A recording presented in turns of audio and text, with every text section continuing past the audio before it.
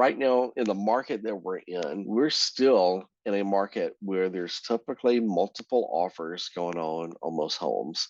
That is still the norm for right now. Make sure that your realtor that you're working with works in tandem with the loan officer and with the lender.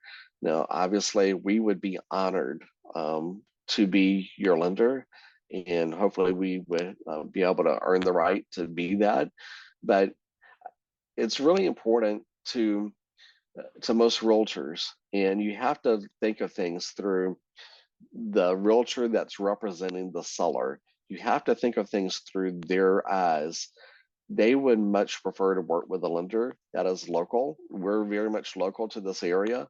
It's important to an agent and it's important to a seller so that if something goes sideways, they can find the lender, that there is a close contact to talk to.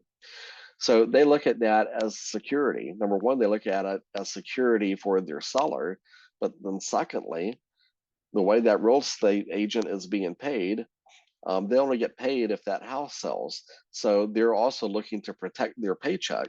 So working with a local lender kind of gives everyone a warm and fuzzy. So going to make sure that your real estate agent is working in connection with us. We would be in contact with them to let them know exactly what type of loan you're looking at, and that helps them when they're writing the offer. Another way to make your offer stand out, typically when you write an offer, your agent's going to ask you for something called an earnest money deposit, and it's very normal. When you're offering a higher earnest money deposit, it tells the seller that you're definitely interested in buying their home. So if you have that as an option to do, I think it's a good thing to do. It's not like you're losing money. It's being credited back toward your money that you would need at closing, but it does show the seller that you're super interested in fulfilling the contract on their home. If I were a listing agent or if I were a seller selling a home, and a buyer came to me and told me they're going to help me pay my closing costs when I sell, I would be very interested in that. So anytime a seller sells a home, they also have some closing costs in the equation too on their end. It is somewhat normal that we see the buyers ask to have some of their closing costs covered.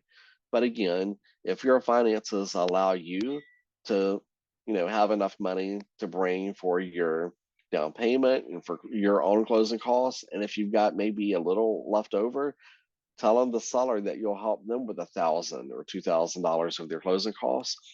That definitely helps an offer stand out. Okay, so again, I don't see that very often, but it's just something that I have seen done, and I know that made the seller very happy because there's no one else offering anything like that. So just food for thought. Okay.